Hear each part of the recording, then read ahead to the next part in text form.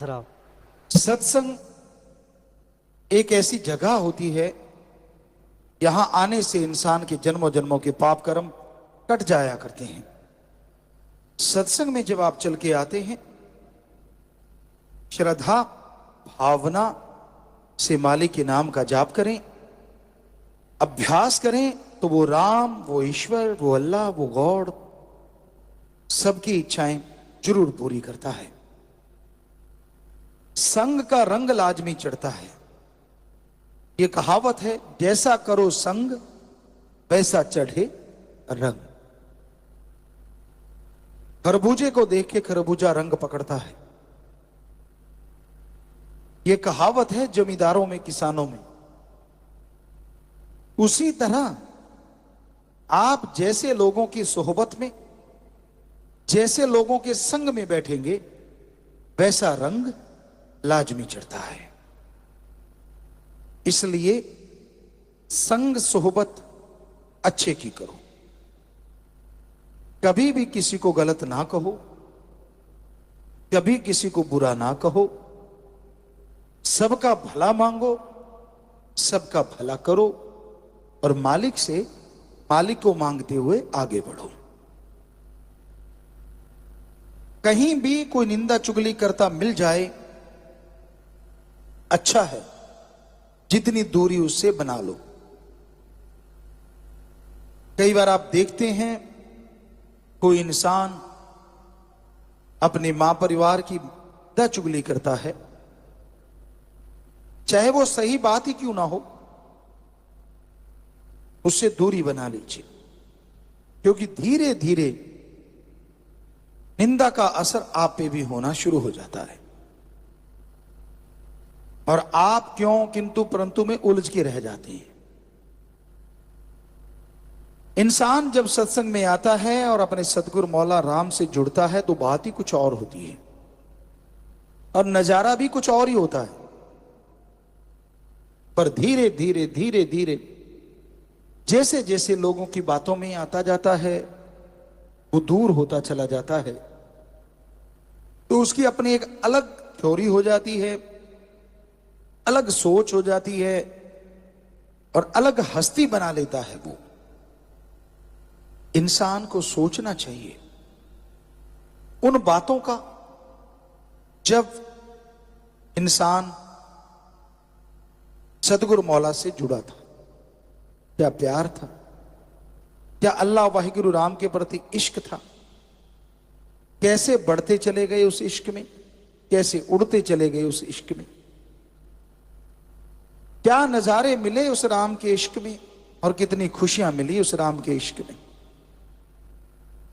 लेकिन जब इंसान अपने मन के प्रति गुलाम हो जाता है, सेवा सुमरण छोड़ देता है, भक्ति इबादत छोड़ देता है, तो फिर वो मन के हाथों मजबूर सतगुरु से दूर दूर दूर होता चला जाता है।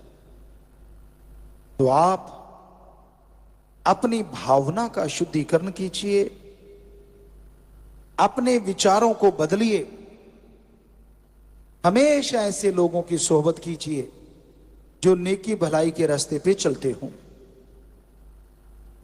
जो आपको गलत रास्ता दिखाते हैं, जो अपने मतलब के लिए आपको इस्तेमाल करते हैं।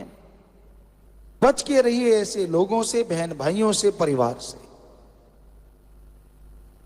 क्योंकि वो आपके नहीं हो सकते। आपके वही हैं जो आपको सही रास्ता दिखाएं, आपके वही हैं जो आपको सही चलना सिखा दें, आपके वही हैं सुख दुख में जो आपका साथ दे दें। सच्चा मित्र उसे कहते हैं जो इंसान को सच्चाई मुंह पे कह दे। यह देखा गया है कि इंसान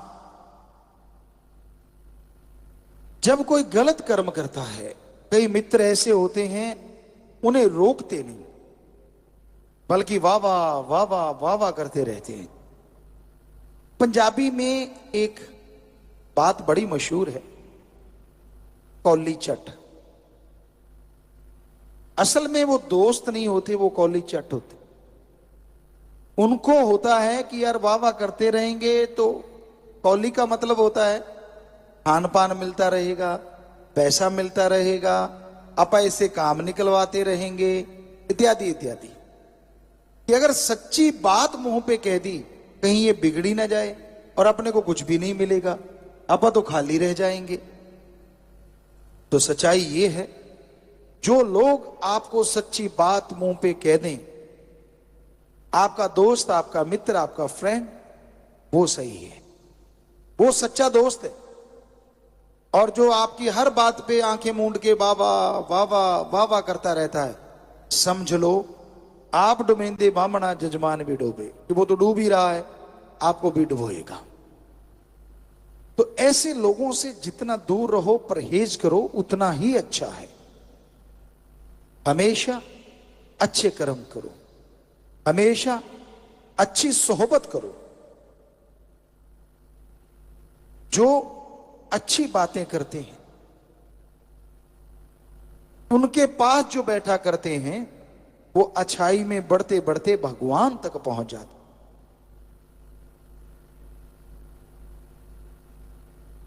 तो संत पीर फकीर हमेशा सत्संग का कहते हैं, सत्संग, सच का संग, सच की सोहबत।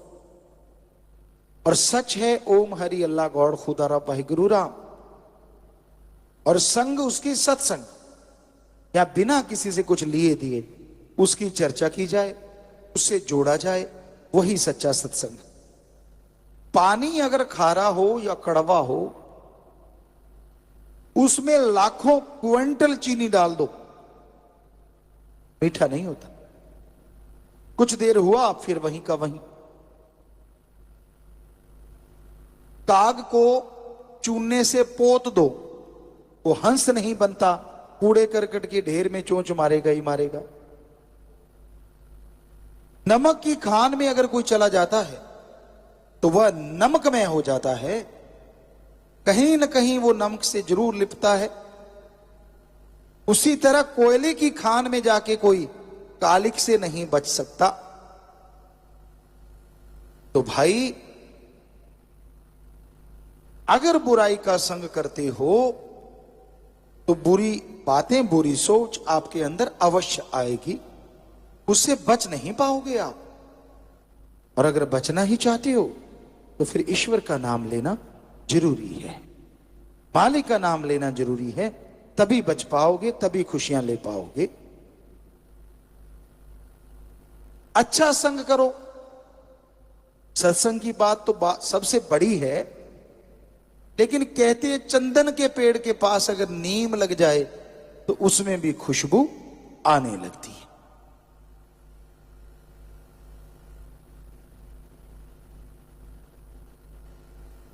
गंदे नाले, बदबूदार शराब गंगा जी में आके जब कोई गिरा देता है, उसके बाद वो बदबूदार शराब या गंदा नाला नहीं कहलाती, वो गंगा जल कहलाती है।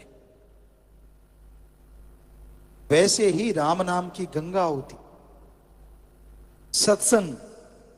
इसमें आप अच्छे हो बुरे हो, आपने जिंदगी में गुनाह किए या नहीं किए, जब आके सत्संग में बैठते हो और गुरुमंत्र ले लेते हो, उसका जाप करते हो, तो यकीनन फिर आप गुंडे, गंदे, बुरे नाम से नहीं बुलाए जाते, फिर आप एक मालिक के प्यारे कहलाते हो, एक सत्संगी कहलाते हो। पर वैसा बन के रहो। समुंदर ठाठे मारता है, मीठी झील ठाठे मारती है, पर कहते हैं उसकी बूंद जब बाष्प बन के उड़ जाती है और वो कहीं तवे पे गिर जाती है, वो जल के राख हो जाती है। उसी तरह सत्संग से जो कन्नी कतराता है, कहने का मतलब राम नाम छोड़ के नशे करने लग गया, बुरे कर्म करने लग गया, वचन तोड़ दिए, तो वो इंसान का हाल उस बूंद की तरह होता है।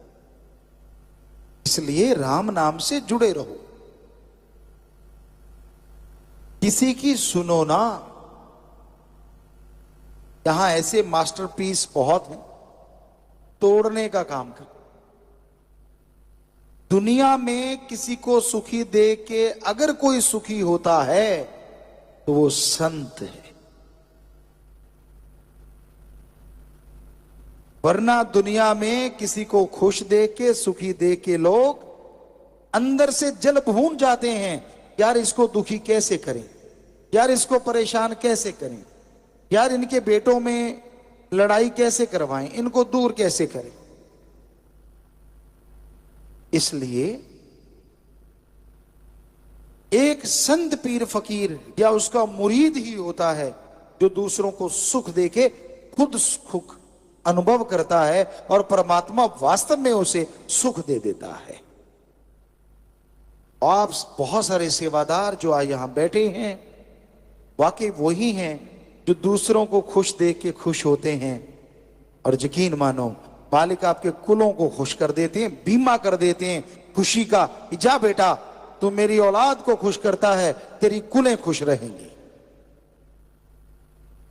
इसलिए कोई अवसर कोई मौका चूको ना किसी का दुख दर्द बंटाने में। कोई अवसर कोई मौका चूको ना किसी को मालिक से जोड़ने में। कोई अवसर कोई मौका चूको ना घायल को हॉस्पिटल पहुंचाने में, दुखी का दुख बंटाने में। कोई मौका चूको ना भले कर्म करने में। यकीन मानो मालिक मौका नहीं देंगे आपके शरीर पे आपके घर में दुख आने का।